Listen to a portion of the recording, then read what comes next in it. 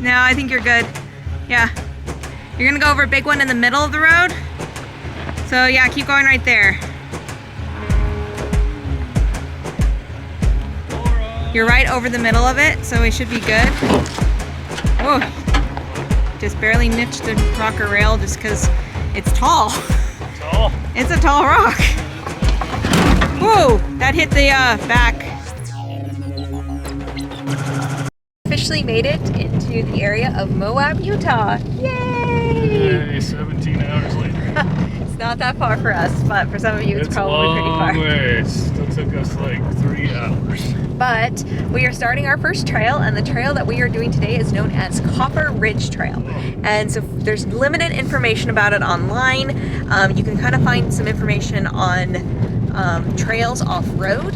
It is a premium trail, so I only know where the tracks are and what has been reviewed by other people I've read on some blogs. Probably so, in our Moab guidebook. It is not in the Moab guidebook. I checked. It's there. It is not in Fun Treks. It's there. But we're going to show you this trail, and it should be fun. But it features dinosaur tracks, and it also features apparently washboards.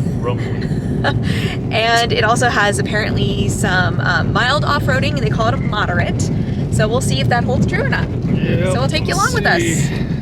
Howdy everyone, and welcome back to the channel. Today we are going to be running the Copper Ridge Trail from the north to the south. This is known as a mildly challenging trail to explore and takes about an afternoon. It runs for about a total of 64 miles, which 35 miles are off the highway. And one of the main features on this are some dinosaur tracks, which you get to right away if you start from the north side. It lies just east of the Moab Fault. Eventually you'll skirt around the outside of Arches National Park, and you'll drive through it for a little bit. So let's get to those tracks so we can hit the trail some more. This hike is classified more of as a short walk, approximately about 200 yards up the hill that will lead you to the dinosaur tracks. As you can see here, this trail is not handicap accessible due to the rocks in the road. And the trail is like this most of the way, so you'll have to watch your footing since some of the rocks are rather loose. And if you've ever been in Utah, you know that dinosaur tracks are pretty much almost everywhere. So what makes these tracks so special? These tracks were the first sauropod tracks to be discovered in the state of Utah. Well, these extremely large tracks were most likely made by Camerosauruses or Dilophosaurus. Some people might call them Brontosauruses, but that may or may not be correct. The motion of the dinosaurs turning to the right as it moved across the soft sand in this ancient sandbar is very preserved. If you look closely at the surface, you will see the ripple marks left behind from the prehistoric river. All the dinosaur tracks observed on Copper Ridge are preserved as natural impressions within the salt wash member of the Morrison Formation. And all these were made about 150 million years ago. After enjoying that a little short hike and seeing some amazing dinosaur tracks, it'll be time to get back on the Copper Ridge off-road trail. What's really neat about this trail is you get the different ages of sandstone and you really get a real good picture of what Moab is like. So unlike Hell's Revenge, this trail is actually on a younger rock formation than places like that, which is the Entrada sandstone formations. Here you're going to be driving on top of that layer before it gets down to that Entrada. You will see some of the Morrison formation as you drive, which you'll know what it is because if it rains, it's going to be extremely slippery.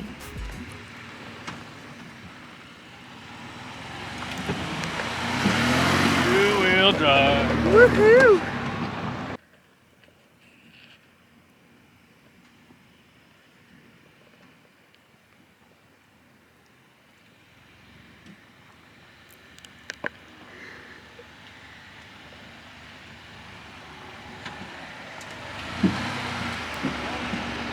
Two-wheel drive.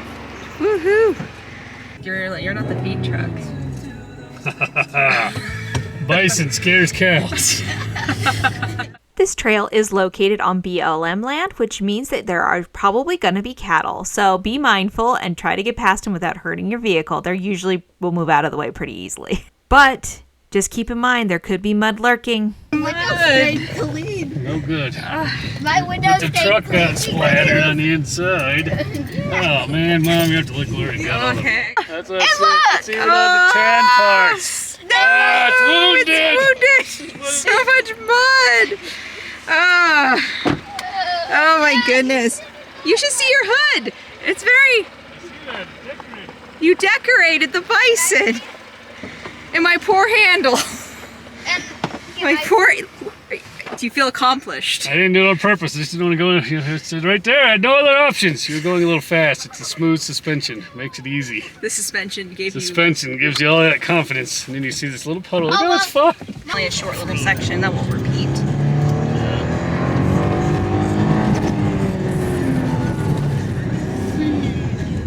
Because Dad can't resist the ZR2's Come on, jumpability. It's a wash, man. Just like the Jeep. Yeah, you gotta get into gas sometimes. Otherwise you lose control. Oh! That was fun. I don't know why the brakes don't last on this one.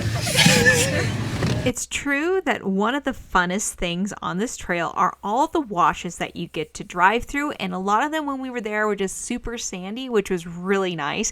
And there's this massive wash that's coming up here in a little while towards the end of the trail that is truly spectacular to get to drive through. For this next section of the trail, you're actually going to be driving closer to Arches National Park, and you're going to skirt along the outside and have to go through it just a tiny bit. Now the main question is, online, from some of the resources that we found, is it says that you need sufficient ground clearance and at least 33-inch tires to complete this trail. Well, as you know, the Bison has a 30.6-inch tire, so we are not rocking a 33, we are just rocking a stock ZR2 Bison, so we'll see if we actually needed those 33s or not. Actual obstacle, and it's not bad, but we'll show it to you.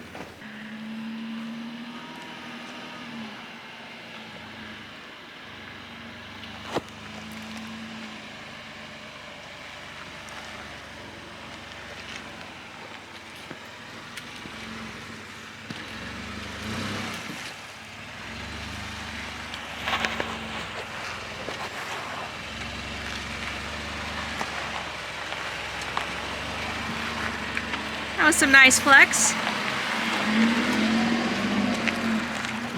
Goal number one. It was easy.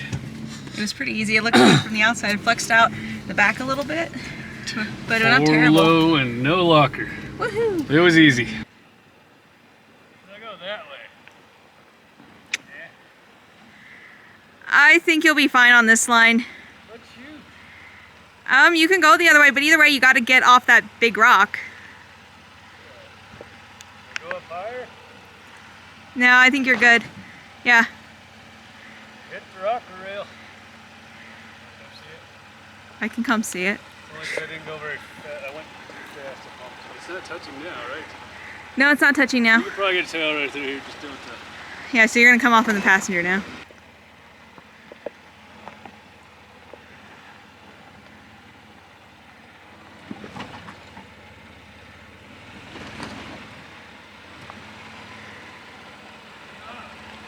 So I like that line. You're gonna go over a big one in the middle of the road. So yeah, keep going right there. You're right over the middle of it, so we should be good. Whoa. Just barely niched the rocker rail just because it's tall. Tall? It's a tall rock. Whoa, that hit the back. What did it hit? It hit the bar. You're fine. I'm good. Yeah, you're great. You're just fine. You left a hole in the rock. What? More rock? How's my Bison? Your Bison is fine. Alright, good. Here's the rock that we bounced the back end off of. You took some of it off, but it's fine. The truck is fine. We actually took some more mud off of the truck than the rock. I think it hurt. It didn't, it just bounced. Overall, this trail isn't that challenging, especially since it was dry the day we did it, but of course, everything changes in the rain. So if you're planning on doing this trail, we do recommend to try it when it's dry. Before you know it, you will round this corner and in front of you will be this massive, whitish, tannish sandstone slab. That slab is where you will need to cross and you will be right next to Arches National Park. It is close, but I think you're good. Just be really slow. Yeah, you're golden. I know I am, but how's the truck? It's gorgeous, just like you. Oh, good, good.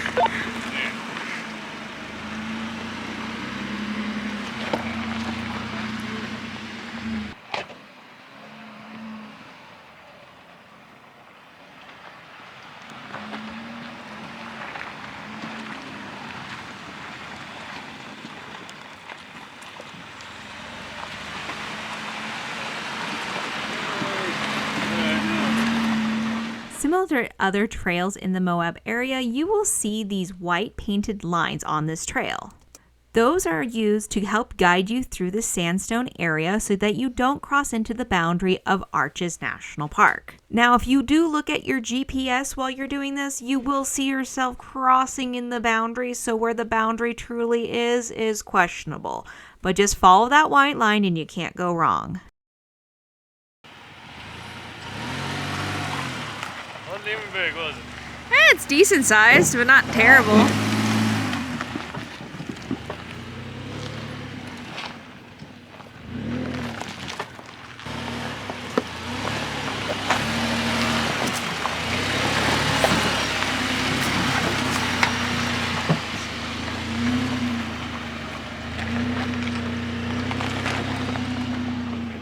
Before you know it, you'll climb up some other hills and you'll finally reach this really nice viewpoint that shoots off towards the Moab Valley.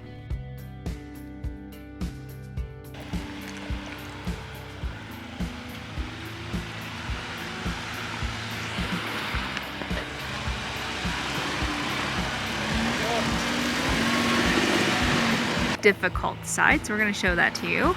There is a bypass around that is easier to avoid these rocks. There's the road. See it.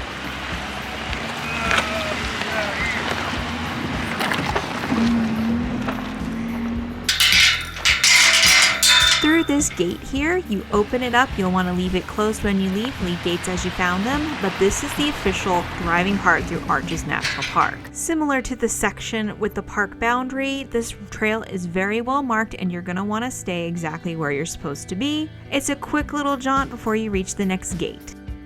After this, you'll have that nice big sandy wash that I told you about earlier. Sadly, I don't have the footage of that, but here's another sandy area that will take you back towards the highway, which is still super fun. Copper Ridge, huh, Everett? Did you like it? Yeah. Yep. It was a pretty fun trail. It didn't take us too long, about 4 hours total, including our lunch break, so that wasn't too bad. And honestly, it's a super fun trail. You get a good mixture of what Moab offers and some good interesting obstacles that keep you entertained, so it's just not boring and flat. Everett really liked the wash. Yeah. Yeah, it was super fun. So honestly, we'd rate this trail probably as it stated online as a simple moderate, and it was really fun and we highly recommend it. And if you want to watch more Moab content and find out if this stock Jeep can make it through 7 Mile Rim, you should probably click on this video. But we'll talk to you later.